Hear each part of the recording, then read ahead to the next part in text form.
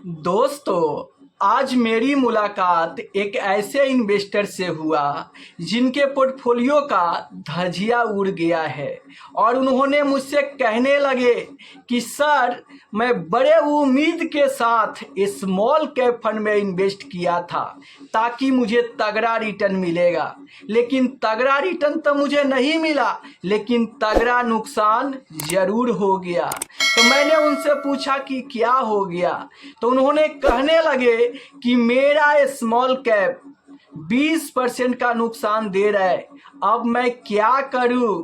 बेच दूं या बने रहूं? तो मैंने उनसे पूछा कि आपका कौन सा स्मॉल कैप फंड है, तो उन्होंने कहा कि मेरा टाटा स्मॉल कैप फंड है और पिछले 6 महीने में मुझे 20% का नुकसान दिया है। तो मैंने उनको प्यार से समझाया कि देखो, अगर आप टाटा स्मॉल कैप फंड में इन्वेस्ट किए हो और पिछले 6 महीने में आपको 20% का नुकसान हो रहा है, तो मान लो कि आप टाटा स्मॉल कैप से थोड़ा कम रिस्क लेकर और अगर आप मिड कैप में इन्वेस्टमेंट कर दिए होते,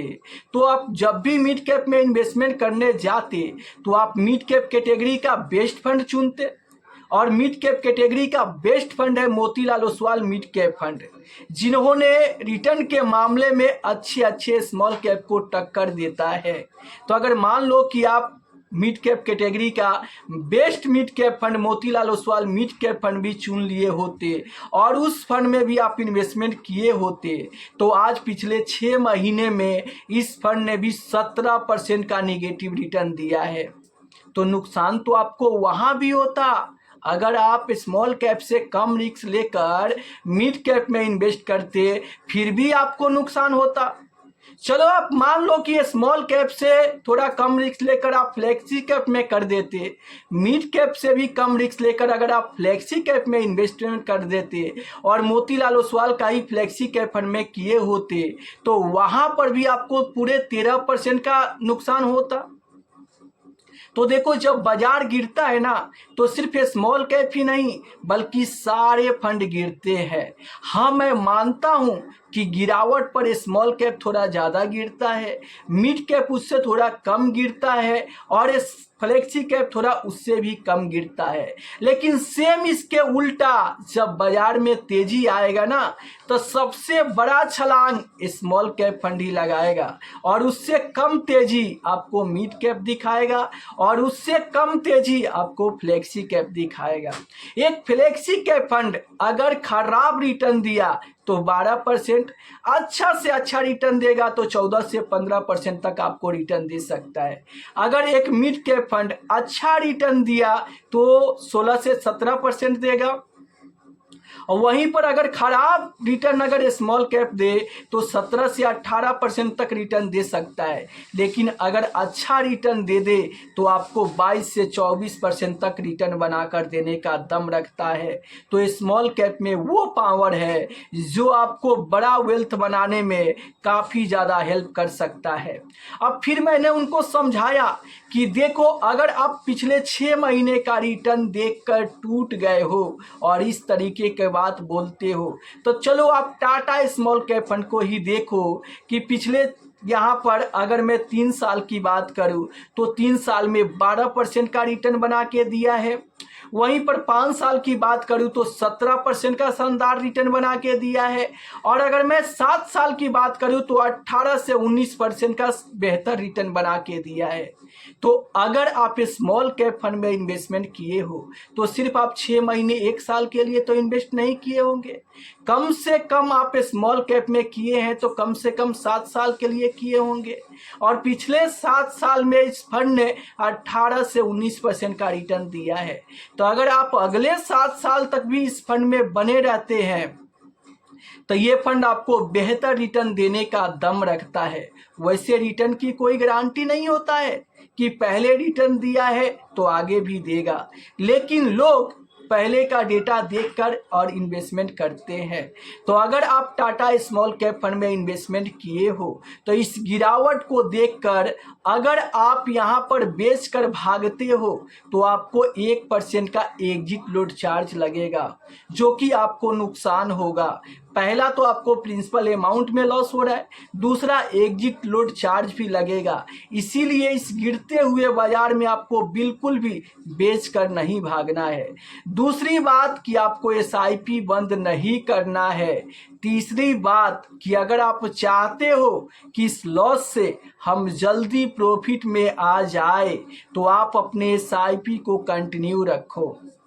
क्योंकि आपका एसआईपी कंटिन्यू रहेगा तो सस्ते एनएवी में यूनिट खरीदारी होगा और आपके पोर्टफोलियो में यहाँ पर एनएवी जो है वो एवरेज होते जाएगा, जिससे आपके पोर्टफोलियो का एवरेज एनएवी भी सस्ता होगा। और जैसे ही बाजार ऊपर की तरफ जाएगा तो आपका पोर्टफोलियो जल्दी प्रॉफिट में आ जाएगा। और अगर आप अपने गिरे हुए पोर्टफोलियो को तेजी से प्रॉफिट में लाना चाहते हो तो आप एसआईपी के साथ साथ थोड़ा टॉपअप करो, थोड़ा लमसम करो। और अगर ये चीज़ आप करते चलते हो और आगे चल के अगर बाजार जैसे ही ऊपर की तरफ जाएगा आपका पोर्टफोलियो जल्द ही प्रॉफिट में आ जाएगा। देखो, मैं नहीं जानता कि बाजार में आगे कब तेजी होगा। हो सके कि अगले 6 महीने तक और ऐसा चले, हो सके कि अगले 1 साल तक और ऐसा ही चले, मुझे कुछ भी मालूम नहीं है। लेकिन अगर आप स्मॉल कैप फंड में इन्वेस्टमेंट किए हो तो आपको यहाँ पर जिगर काफ़ी स्ट्रॉन्ग करके चलना पड़ेगा, क्योंकि ये स्मॉल कैप में शुरुआती दौर में उठा पटक आपको ज़्यादा देखने को मिलेगा और बाजार में उतार चढ़ाव भी आपको ज़्यादा देखने को मिल सकता है। तो अभी तो आप सिर्फ 6 महीने में ही निगेटिव रिटर्न देखे हो। अगर ऐसा भी होता है स्मॉल कैप में कि अगले 3 साल तक भी आपको जीरो रिटर्न मिलने का चांस रहता है और स्मॉल कैप में इन्वेस्ट करते हो तो 10 से 20% की गिरावट के लिए आपको हमेशा तैयार रहना चाहिए। अगर आप बाजार की उतार चढ़ाव को नहीं झेल सकते हो, 10 से 20% की गिरावट अपने पोर्टफोलियो में नहीं देख सकते हो, तो फिर आपको स्मॉल कैप में इन्वेस्ट करने से बचना चाहिए। लेकिन अगर आप इन्वेस्टमेंट कर दिए हो तो आप उसी उम्मीद के साथ बने रहो जो आप मुझे स्टार्टिंग में बताया कि सर मैं बहुत उम्मीद के साथ स्मॉल कैप में इन्वेस्ट किया था कि मुझे तगड़ा रिटर्न मिलेगा। मैं आपको विश्वास दिलाता हूं कि अगर आप यहां से कम 7 साल भी इस फंड में बने रहते हो तो आपको वही तगड़ा रिटर्न मिलने की उम्मीद है और तगड़ा रिटर्न मिल सकता है। ये मैं नहीं, पिछले 7 साल का डेटा बता रहा है कि अगर कोई इन्वेस्टर लंबे समय तक स्मॉल कैप फंड में बने रहता है तो उसको लार्ज कैप से ज़्यादा, मिड कैप से ज़्यादा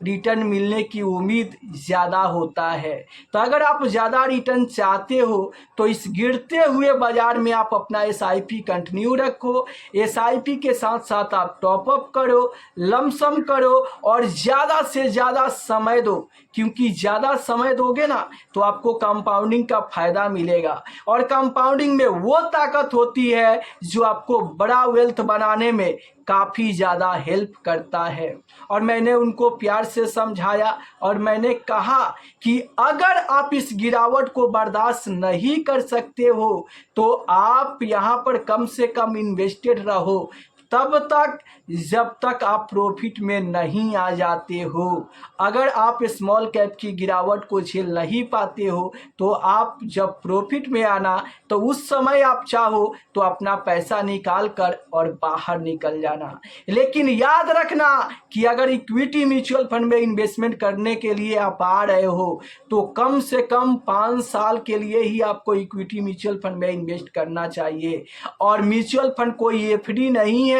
जो आपको हर साल रिटर्न बना के देगा। अगर 1 साल रिटर्न नहीं मिला तो इन्वेस्टर को ऐसा सोचना चाहिए कि 1 साल हमें सस्ते में खरीदारी करने का मौका मिला, अपॉर्चुनिटी मिला। इस तरीके का सोच रखकर अगर कोई इन्वेस्टर 1 साल रिटर्न नहीं मिलता है, 2 साल रिटर्न नहीं मिलता है और वो इन्वेस्टर ये सोचे कि भले मुझे रिटर्न नहीं मिला लेकिन अपॉर्चुनिटी मिला, मौका मिला, सस्ते एनएवी में खरीदारी करने का शानदार मौका मिला, इस तरीके का सोच रख के अगर कोई इन्वेस्टर स्मॉल कैप फंड में इन्वेस्ट करता है तो वो बड़ा वेल्थ बनाने का दम रखता है। तो अगर आप लोग भी स्मॉल कैप फंड में इन्वेस्टमेंट करते हैं तो इस 6 महीने की 1 साल की गिरावट को देखकर बिल्कुल भी ना घबराए और लंबे समय तक अपने इन्वेस्टमेंट को कंटिन्यू रखें ताकि आपका गोल पूरा हो सके।